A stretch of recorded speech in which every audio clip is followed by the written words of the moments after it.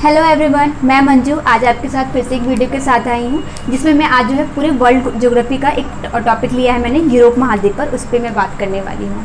जैसा कि मैंने आपको पहले ही वीडियो में कहा था कि मैं वर्ल्ड ज्योग्राफी और इंडियन ज्योग्राफी दोनों कवर करूँगी, तो मैं आज वर्ल्ड ज्योग्राफी का फर्स्ट पार्ट जो है यूरोप के बारे में, उसके बारे में बात कर जाती हूँ। ठीक है, यूरोप महाद्वीप को जानने से पहले हम जान लेते हैं कि हमारे पास 7 महाद्वीप है, जैसा कि मैंने पिछली वीडियो में भी कवर किया था। अगर उसे डिटेल में पढ़ना है तो आप मेरी पिछली वीडियो में जाकर देख सकते हैं। वैसे मैं यहाँ पे कवर कर रही हूँ कि यूरोप महाद्वीप सबसे बड़ा महाद्वीप कौन सा है। सबसे बड़ा महाद्वीप है रसिया।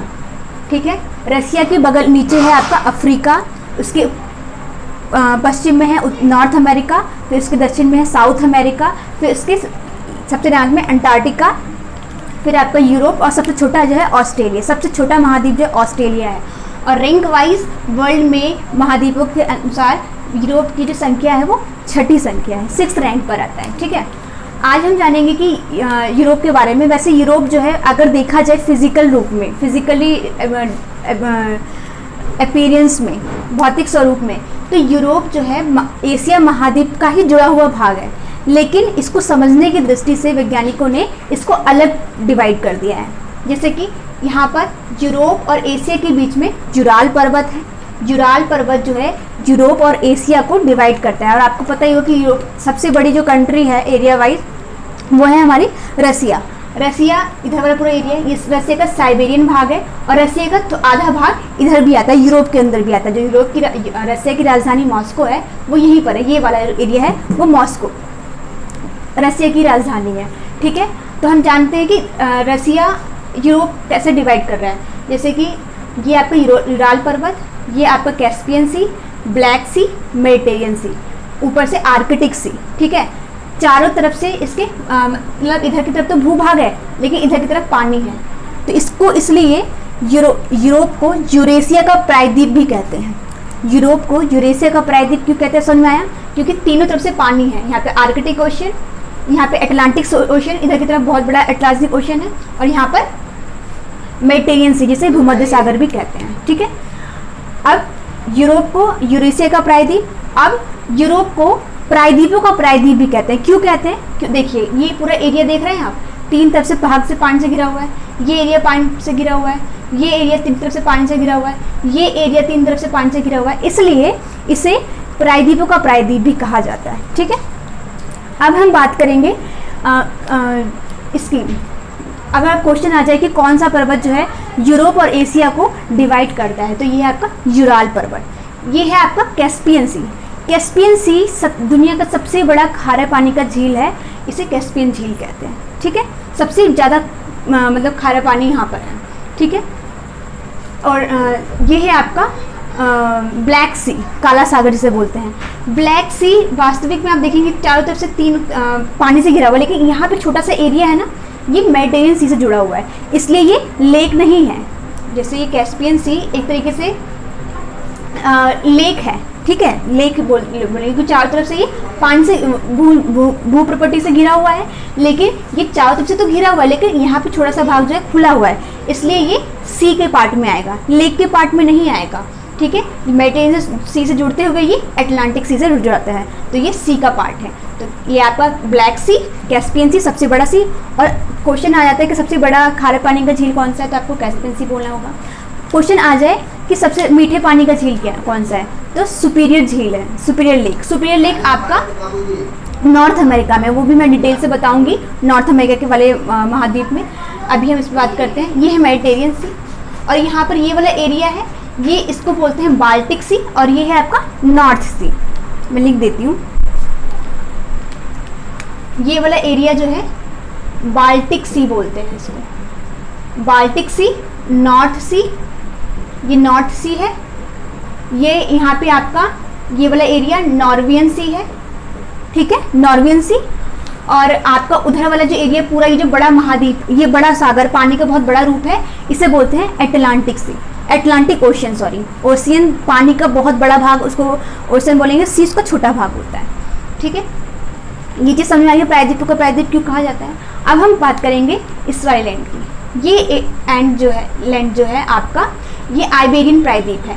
आइबेरियन प्रायद्वीप पे आपका पुर्तगाल और आपका स्पेन दोनों महाद्वीप जो है बसे हुए हैं। ठीक है, फिर है फ्रांस, ये आपका आइबेरियन प्रायद्वीप हो गया, ये आपका जूटलैंड प्रायद्वीप हो गया, ये आपका स्कैंडिनेविया इस तरीके से लिखते हैं, स्कैंडिनेविया। इंग्लिश में भी सेम ही होता है, स्कैंडिनेविया की स्पेलिंग SC से करके लिखेंगे। ज्योग्राफी में यही कमाल की बात है कि लगभग सब टर्म्स सेम ही होते हैं, हिंदी और इंग्लिश दोनों में।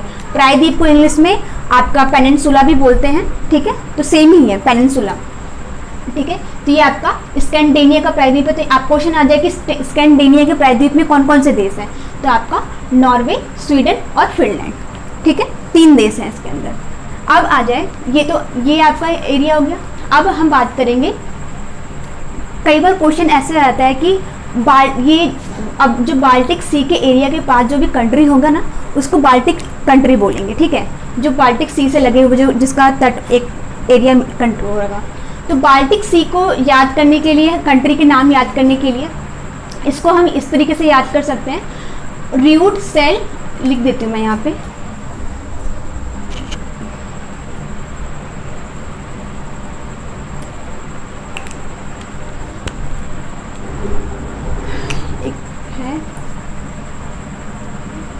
र्यूड सेल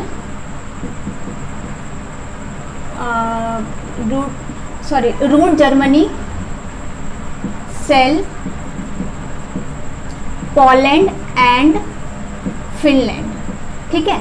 इसको समझने के लिए यहाँ पे कौन कौन सी कंट्री जो है जिससे एरिया कवर करती है, तो रूट से RU से रसिया, ये वाला एरिया देखिए रसिया कवर कर रहा है। D से DE, ये डेनमार्क है। जूटलैंड पे कौन सी कंट्री है, डेनमार्क। डेनमार्क देखिए एक चीज़ और, हाँ, नॉर्थ अमेरिका के साइड में बहुत बड़ा लैंड है, ग्रीनलैंड जिसे बोलते हैं, उस पर जो अधिकार है वो डेनमार्क का ही है राजनीतिक रूप से। है तो वो फिजिकली रूप में नॉर्थ अमेरिका का पार्ट, लेकिन उसके पॉलिटिकली राजनीतिक रूप से डेनमार्क उस पर उसका अधिकार है, ठीक है। तो मैं भी बाल्टिक कंट्री बता रही थी। बाल्टिक कंट्री के अंदर सब 2 हो गए, रसिया, डेनमार्क, जर्मनी, ये वाला एरिया जर्मनी, ठीक है, जर्मनी आ गया। फिर सेल से स्वीडन, ये रहा स्वीडन। फिर आपका इस्टोनिया यहीं पे आता है, इस्टोनिया, लातविया और लिथानिया, ये वाला एरिया जो है आपका बाल्टिक सी में आता है, यानी कि RU से रसिया, डेनमार्क, जर्मनी, S से का नाम है स्वीडन, इस्टोनिया, लातविया, लिथानिया और आपका पोलैंड और फिनलैंड, ठीक है। ये आपके कंट्री हो गए बाल्टिक सी के, ठीक है।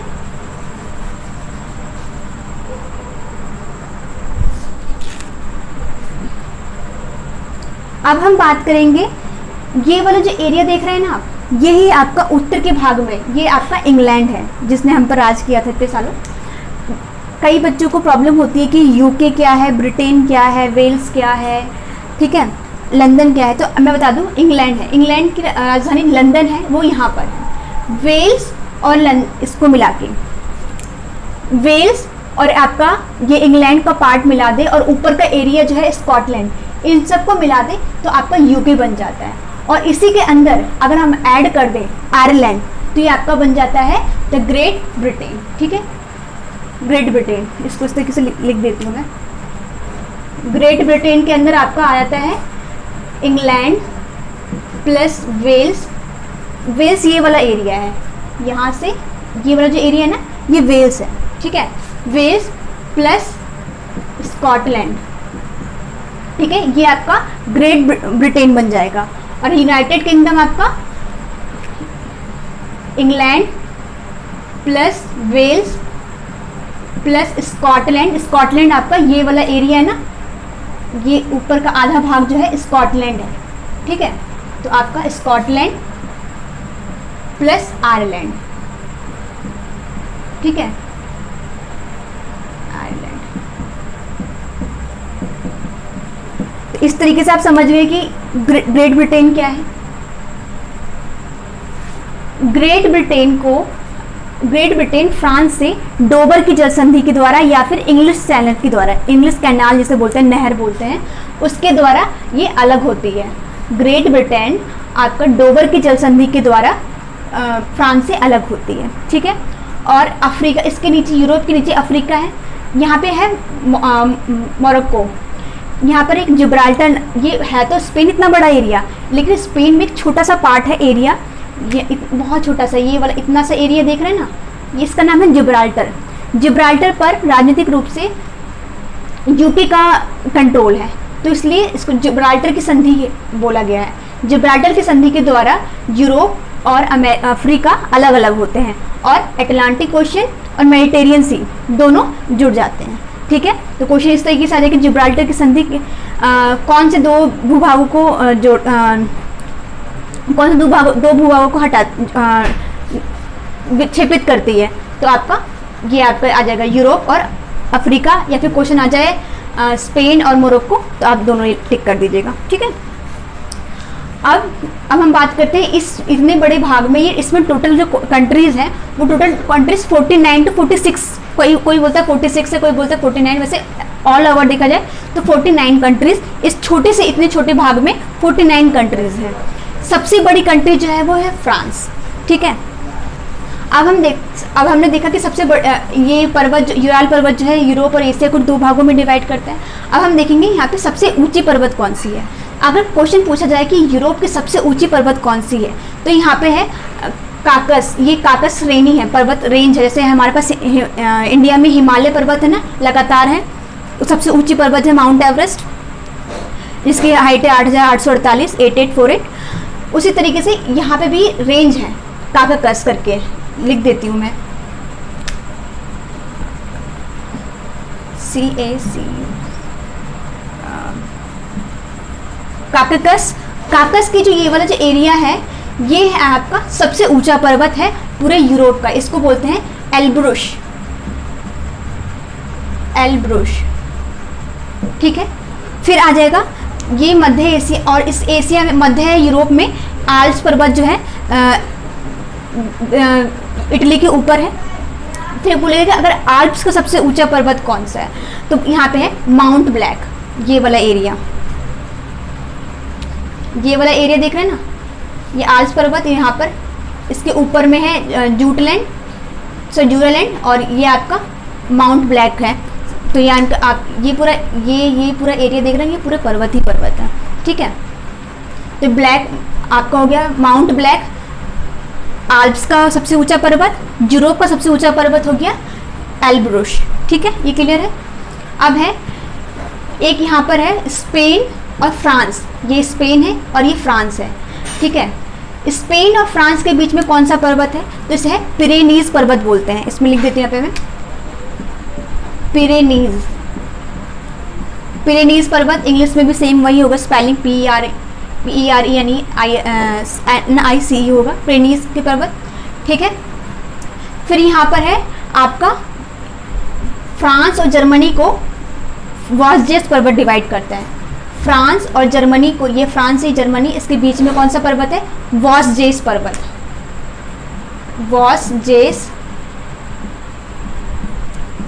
ठीक है, इस तरीके समझ गए आप। क्वेश्चन आ जाए कि फ्रांस और जर्मनी के बीच में कौन सा पर्वत है, वॉस्जेस पर्वत, या फिर क्वेश्चन आ जाएगी वॉस्जेस पर्वत कौन से दो देशों को डिवाइड करता है। एक जगह ऑप्शन दे देगा फ्रांस और दूसरा दे देगा स्पेन और जर्मनी। फ्रांस जर्मनी मतलब पेयर बना के देगा, France Germany, France Spain, France Switzerland, France Italy, तो नहीं, आपको टिक लगाना है फ्रांस और जर्मनी वाले पे, यानी कि वॉस्जेस पर्वत जो है फ्रांस और जर्मन को डिवाइड करता है। हमेशा याद रखिए जो दो कंट्री है, कोई भी कंट्री है, उसका जो डिवाइडेशन होता है वो फिजिकल अपीयरेंस के थ्रू होता है। जैसे कि वो सागर के द्वारा डिवाइड हो जाएंगे, महासागर के द्वारा, पर्वत के द्वारा, लेक के द्वारा, नदियों के द्वारा, मरुस्थलों के द्वारा, मतलब जो प्राकृतिक चीज़ें होती है ना, उनके द्वारा ही कोशिश की जाती है कि उनके द्वारा ही डिवाइडेशन की जाए। जैसे माउंट एवरेस्ट के ऊपर वाला जो एरिया है हमारा चाइना है, उसके बगल में थोड़ा सा तिब्बत आ जाता है, उसके नीचे हम आ जाते हैं। तो मेन जो है हम नेचुरल चीज़ों को ही लिया जाता है डिवाइडेशन के लिए। ठीक है, अब है फ्रांस और ये आपका स्विट्ज़रलैंड है। फ्रांस और स्विट्ज़रलैंड के बीच में जूरा पर्वत है। जूरा पर्वत फ्रांस और स्विट्ज़रलैंड के बीच में बॉर्डर का काम करता है। हमेशा याद रखिएगा, फ्रांस और स्विट्ज़रलैंड के बीच में जूरा पर्वत है।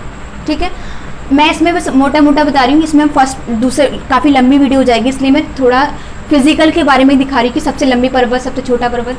और एक और चीज़, एक यहाँ पे से नदी है, ब्लैक फॉरेस्ट से ही निकलती है, जिसे बोलते हैं डैन्यूब नदी। डैन्यूब नदी यहाँ पे बहुत सारी कंट्रीज है छोटी छोटी, 5 राजधानी से निकलती है, कंट्री से निकलती है, बहुत इंपॉर्टेंट है कि नेक्स्ट वीडियो में कवर करूँगी मैं।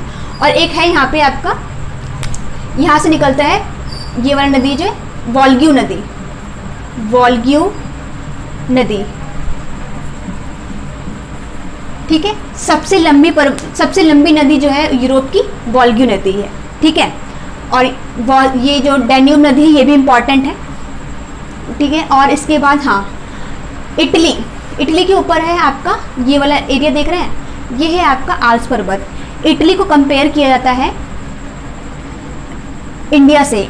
इटली को यूरोप का भारत कहा जाता है। क्यों कहा जाता है? क्योंकि इंडिया के ऊपर भी हिमालय है, इंडिया अगर बना हुआ है तो उसके ऊपर हिमालय है, उसी तरीके से इटली के ऊपर भी आल्प्स पर्वत है। और इटली कृषि प्रधान देश है, इसलिए इटली को यूरोप का भारत कहा जाता है। और एक और चीज़, इटली फेमस किस चीज़ के लिए है? एक तो आपके खट्टे फल अंगूर के लिए और जैतून के लिए। आपने सुना होगा ना ऑलिव ऑयल जो इंडिया में हम इतना यूज़ करते हैं और काफ़ी महंगा आता है, 1000 रुपये किलो, 1000 रुपीज़ के जी ही आता है आई थिंक, मेरे अकॉर्डिंग तो उतना ही आता है, उससे महंगे भी आते हैं, इसमें भी ब्रांड है काफ़ी। तो ये इटली से आता है यहाँ पे आपका, देख लीजिए भारत कितना, तभी इसका जो रेट है इतना हाई है क्योंकि टैक्स वैक्स लग जाता है। तो Italy is famous for, Italy को यूरोप का भारत कहा जाता है, अंगूर के लिए फेमस है और जैतून के लिए फेमस है, ऑलिव ऑयल जिसे बोलते हैं, ठीक है। दो चीज़ ये हो गया। अब है फ्रांस को फ्रांस जो है आपका फैशन नगरी भी कहा जाता है। जैसे रैम्प वॉक देखा होगा ना आपने, जितनी भी मूवीज़ वगैरह की जितनी भी रैम्प वॉक होती है मॉडलिंग वगैरह की, तो वो यहीं पे होती है, इसलिए को फैशन नगरी भी कहा जाता है। बहुत सुंदर नगर है फ्रांस की राजधानी पेरिस। और पेरिस जो है आपका शराब के लिए फेमस है, ठीक है, और इसलिए उसको सुंदरियों का शहर भी कहा जाता है, ठीक है। शैम्पियन नाम सुना होगा ना आपने शराब का, काफ़ी फेमस है, ब्रांडेड, जो पीते होंगे उनको पता ही होगा शैम्पियन। तो शराब जो है यहीं पे बनती, सबसे ज़्यादा शराब जो है शैम्पियन शराब यहीं पे बनती है फ्रांस राजधानी पेरिस के अंदर, ठीक है। इसके अलावा हाँ, एक और पॉइंट, ये वाला जो एरिया है ये मेडिटेरियन सी, इस मेडिटेरियन सी में ये इंपॉर्टेंट है कि ऐसा करेंगे कौन सा शहर जो है यूरोप का, कौन सा महाद्वीप में, यूरोप के महाद्वीप में कौन सा जो छोटा महाद्वीप है जो मेडिटेरियन सी में बसा हुआ है, वो है आपका माल्टा। माल्टा बहुत इंपॉर्टेंट है, ठीक है। फिर क्वेश्चन ये भी आ सकता है कि एक और पार्ट, जैसे ये कैस्पियन सी है ना, कैस्पियन सी सबसे खारा सागर हो गया, सबसे खारा सागर हो गया। इसका उत्तरी पार्ट जो है खारा नहीं है। क्यों नहीं है? रीज़न है, यहाँ पे देखिए वोल्ग्यू नदी आती है और यहाँ से आती है यूराल से एक नदी आती है, यूराल नदी। यूराल पर्वत भी है और यूराल नदी भी है, तो इसलिए इसका जो ऊपर वाला पार्ट है ना वो खारा नहीं है, तो वो मीठा है, क्योंकि नदी का पानी ऑब्वियसली बात है समुद्र में जब जाएगा तो ये वाला पार्ट तो खारा नहीं होगा ना, लेकिन ये वाला एरिया जो है बहुत खारा है, ठीक है। इसके अलावा आज के लिए हाँ, एक और चीज़ क्वेश्चन आता है, जैसे कि ये फ्रांस की राजधानी जो है आपकी पेरिस जो है सेन नदी पर बसी हुई है। पेरिस यहाँ पे मान लो ये पेरिस है, फ्रांस ये पेरिस है, पेरिस ये है, ये सेन नदी है। फ्रांस की राजधानी पेरिस सेन नदी पर बसी हुई है। और लंदन सबसे जो बड़ा नगर से बोला जाएंगे, लंदन जो आपका ब्रिटेन की राजधानी या फिर इंग्लैंड की राजधानी लंदन जो है सबसे बड़ा, ये आपके टेम्स नदी पर है। टेम्स, लंदन जो है टेम्स नदी पर बसा हुआ है यहाँ पर, ठीक है। टेम्स नदी ये यहाँ पे ऐसे गिरता है। उसी तरीके से अब क्वेश्चन ये भी आ जाता है कई बार कि पूरब का लंदन किसे कहते हैं। पूरब का लंदन आपके इंडिया में जो हुगली नदी है ना, जो आपका गंगा नदी का एक गंगा नदी आ रही है, गंगा नदी एक, और यहाँ पे आपका बांग्लादेश है, तो एक धारा जो है गंगा नदी इधर गिरा देती है और एक आधी बांग्लादेश में चल जाती है। तो हुगली नदी पर ही आपका बंदरगाह है कोलकाता, जो कि वेस्ट बंगाल की राजधानी है, तो उसको पूरब का लंदन कहा जाता है। क्वेश्चन कई बार ये भी उठता है कि दक्षिण का लंदन दक्षिणी ब्रिटेन किसे कहा जाता है? दक्षिणी ब्रिटेन आपका है अफ्रीका के नीचे है न्यूजीलैंड, उसको दक्षिण का ब्रिटेन कहा जाता है। क्वेश्चन ये इस तरीके से फॉर्म डेवलप हो आते हैं, कई क्वेश्चन में आया भी है, इसलिए मैं बता रही हूँ, ठीक है। इसके अलावा नहीं, हाँ क्वेश्चन आ जाता है कि सबसे पश्चिमतम राज्य और आपका पूर्वी राज्य, यानी कि वेस्टर्न क्वेश्चन पुटअप हो जाएगा कि यूरोप का वेस्टर्न कैपिटल कौन सा है? तो ये आपका एरिया है पुर्तगाल, पुर्तगाल की राजधानी लिस्बन। तो आपका पश्चिमी राजधानी लिस्बन पुर्तगाल की राजधानी है, और पूर्वी राजधानी, पूर्वी आपका ये वाला एरिया है, ये आपका रसिया, रसिया यूरोप में भी आता है और एशिया में भी आता है। तो मॉस्को, यूरोप की पूर्वी राजधानी मॉस्को, जो कि रसिया की राजधानी है, ठीक है।